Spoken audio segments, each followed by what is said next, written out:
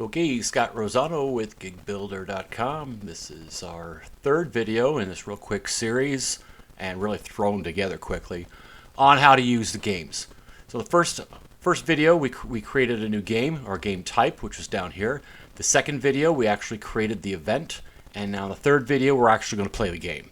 So we'll click on that event, which is the Cannon Club in this particular case that we generated. That's going to come up with all the information on there.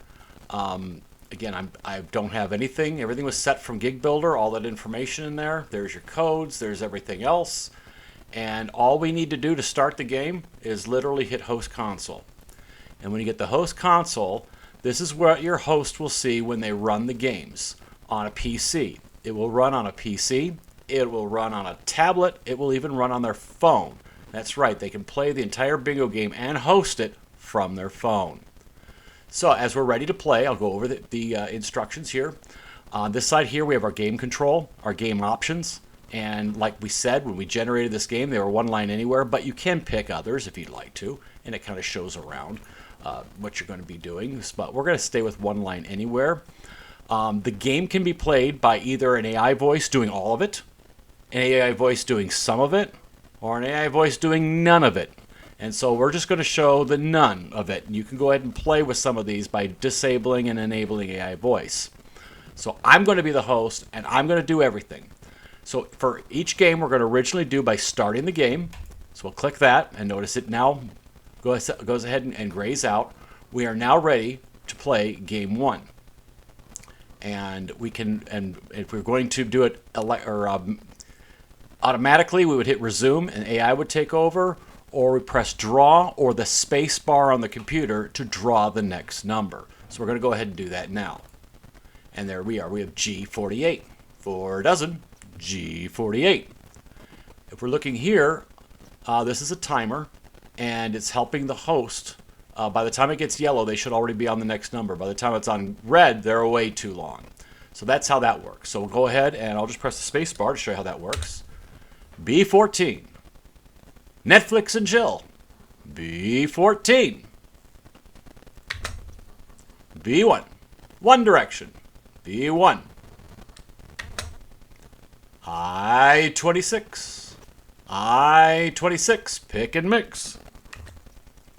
B13. Unlucky 13.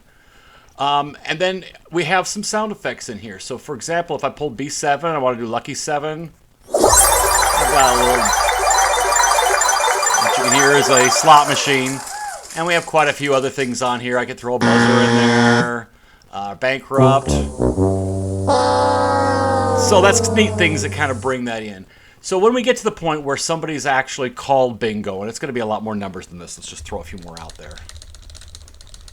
There we go. Quite a few numbers. We've now had 23 counts. Somebody won the bingo, or they think they did. We click check card. We hit check card. First of all, music will start playing. And the people can hear, something's going on. And then the numbers are in numerical order, so it's very easy to check your card. And if we have a bingo, we'll go ahead and hit bingo. Bingo! Okay, that shows a bingo, and they're all different. And then we can set the prizes in, which we're not going to go over right now. But you can fill this information out, and we're done to hit close. And that round is over. So what do? We hit next game. Comes up, start new game, restart the current game, or begin the next. We want to do the next, load new game. And that's game 2. Game card color is orange. And we will continue to play the game. And we run that all the way to the very end, at which point we hit end game, and then we send some information back to the system. Maybe how many players were there, and there might be some event notes. Need more coupons. I don't know. We hit that, we hit end game, and the game is over. I'm going to go ahead and hit close because we're going to continue on, because the next video is going to show you what the player screen looks like, or the view screens. So that's what we have for this one. Get ready for the last one, and then you should be ready to start your own games.